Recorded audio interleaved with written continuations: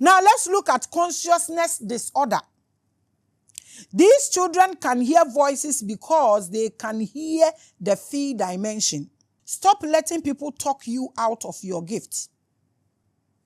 Ebimu to me kasa kire omo na omo ye niama na maame na nkasa awerehwa hye ne so se ne ba na anye normal wa hade yi bi nti on to me ndo abofra ne ho enough no wado o de sa odo na ma abofra no o hwe ne de se wo do no ho na wo do abofra ne condition na abofra no so do ne ho a eno na wo be experience the power wo ba ne kita.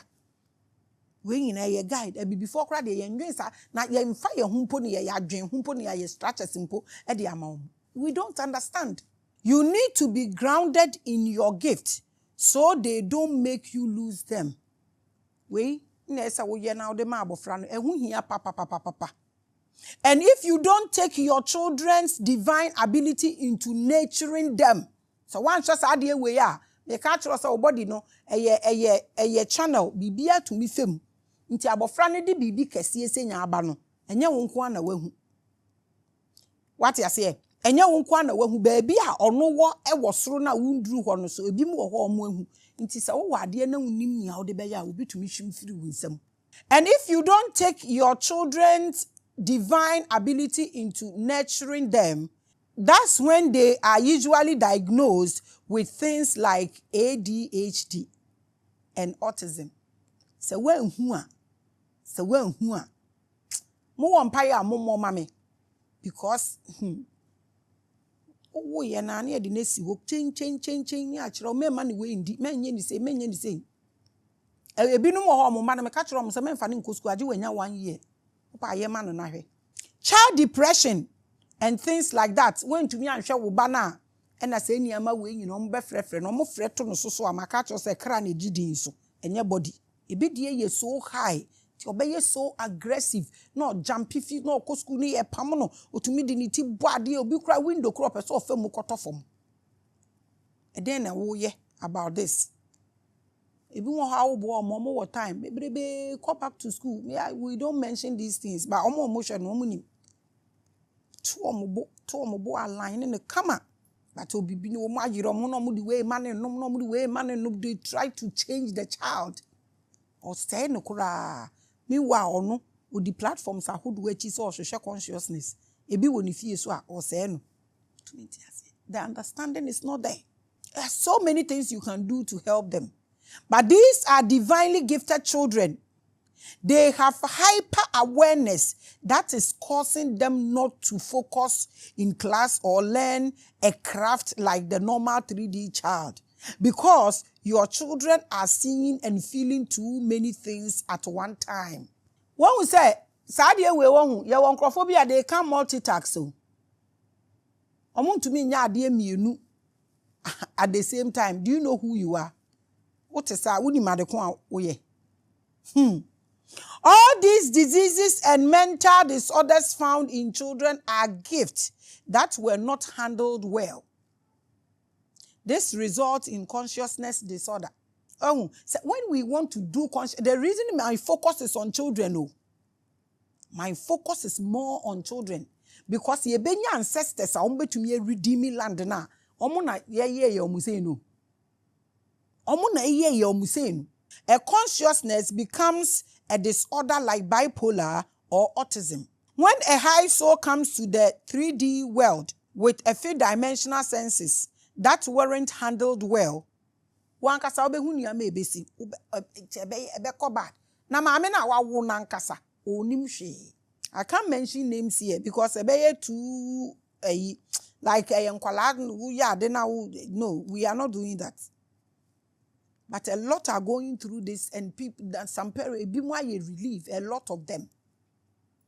Me paucho susu na say wombano na ye wa he ya na ye me ye when some days ago time Maame Gracie stake na ye na obi bisa say when utumi genu consciousness a ubetumi aboa wo ancestors a omo antumi ansende na ubetumi aboa sa ansa na me ma say hu ye wo hana wo wono wabraba wo bono wo nananom omo kompo e depende wo so no omo ba so depende wo so wo nko a obetumi asay a whole generation ni ascension nipa baako wo bra wo bo. That is why you don't have to joke with knowledge at all. This is what I'm saying. What's your time with Maame Grace? Why? You discussing the disorderly gift. Mama mu nyina akwa aba. Kokonsa for mo amuhwe ni fake account mu nyina.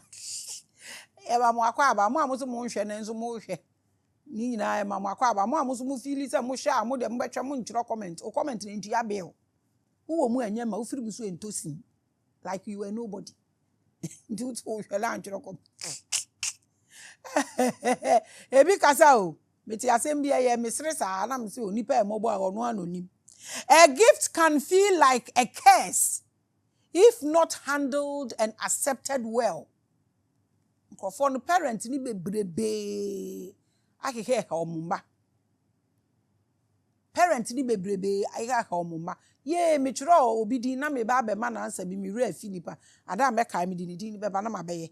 The child must be isolated and kept away.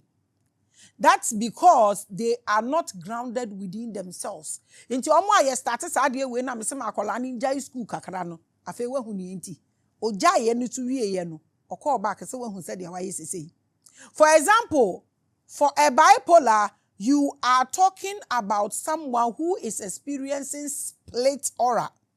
Ye nim we nyina wo mo fadin kese na ma na ye hwe nipa no na o say within their vessels. This is what you people call bipolar.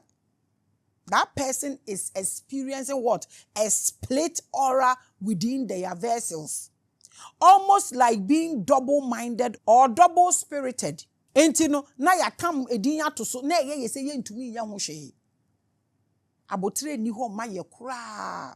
They usually have immense creativity within because they were able to exist within multiple diverging frequencies at once. Intinka bipolar. Enya dia ye kasiri nipa na yegu nipa anim ase ewo ho. Because mostly na some make no mo bia calculating wrongly. Obi onim ade pa no. So to me man ho time o to me go through that thing. Sa so no obi onim ade no so kofa drugs e de ka no ho a. This thing no so to me bie. Na dem nti we nyina no say ye school ni bia, it's a school with a hospital. We be hu say ye naturally ye align ni amanfo. To me sa de na ye ne de nya kura so obi a problem mu ni egu nipa na ni mase. Bipolar is not sickness. Maame kan say because okay, some see it as sickness. As a spiritual visionary, I have another way of seeing it. My mind. Makachom sa menye doctor, menye psychologist. Timpam choma mo fa menko. Inti senka yesi obi existing within multiple diverging frequencies at one time. That person is very powerful. Obroni e de ne beto baabi ayusu na ye niama bebre.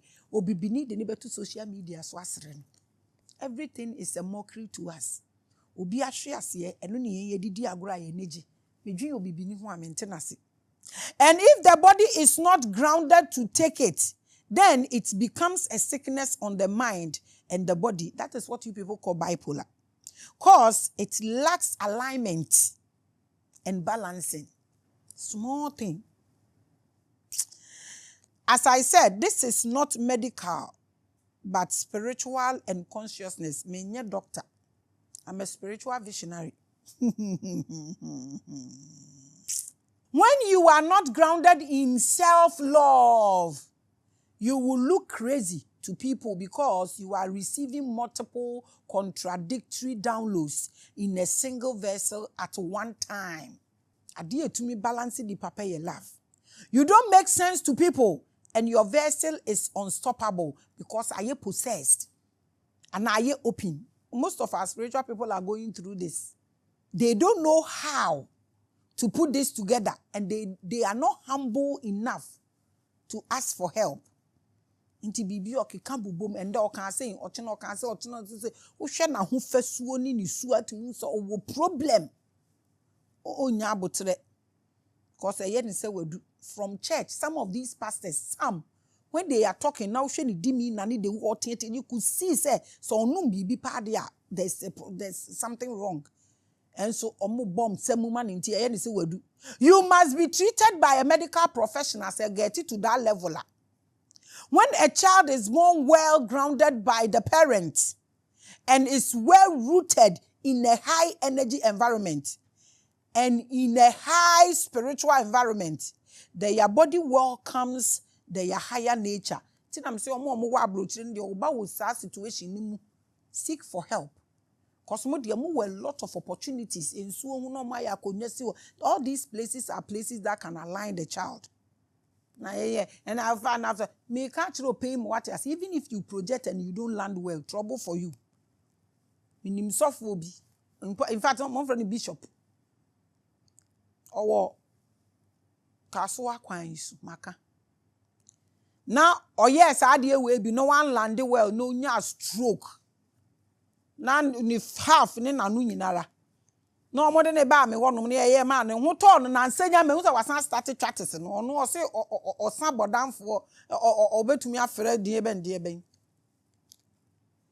sanya de oye na em ho anka me pom nka na sem se ndure ye a wo hu to wi wo san de ade yi di agro biom me wa how ba me ma return. They become balanced and they can beam their energies effectively. Na akola ni dem no na nkola ni owonuano ma separate no like money time. With this, you are able to project your gift to be used for your benefit and that of mankind. Mama yen says opportunities no. The way I hunu no ye pese oba ya na nkoye normal, but owa no says it doesn't work like that. Let's learn. It comes from within. Children must love themselves and not feel like they are not accepted. Because ono aye different kakra. Mema wo man feel say omo ye burden wo so. And enya wo anka me kra ma ye say and me koton me say na me tua school fees and I won't na ma ye say and me wo na me ye say wo feel say wo kana wa fans. I said then mema wo ba no feel say or ye burden on you.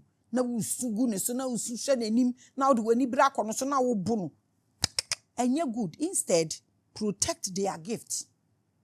Hu omo se omo ye achede se dia kola ne tie bia hu ni se oye achede na hwehwe na kwan na bibia wo na kwan e wo honom. Bibia wo wiase bia e wo na kwan e wo ho. Fi se wiase wo emu no bibia wo na kwan e ye den e wo ho. They may not conform with the average 3D frequency. Omuntumi ne hade ne nyepe batanke no na ye no na wo hwehwe obi di abaso a e problem ma. But that is their nature and they must be made to know that and love themselves from within. Akola ni me mo hu so o ye problem. It is time to raise higher beings. Sambre na edu nti wo maame na wo maame ase wo dada no wo siade na wo abofra na wo hu ade ode aba na wetumi raise. That is what everybody needs one in the house. That is why everybody need one of such in their homes. So what to me share ubani ya. Susu measure ubani say because wanye say wan konto kwa anye football bi born na sumu wan boni binti.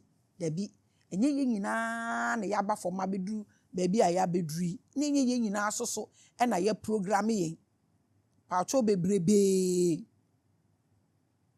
What do you know about yourself? Tell me. And what do you see that child of your obana wa wono no hu ne sen? Ede na hu wono mu a wo feel say na wo hwe me ubeguru me. Wo a wo ba no nso so eye wo say wo ma ne special name ne what de keke ka ho no. Ede na wo fu so obetumi aye. Ede abo akola no. Ade we ade eda makoma so.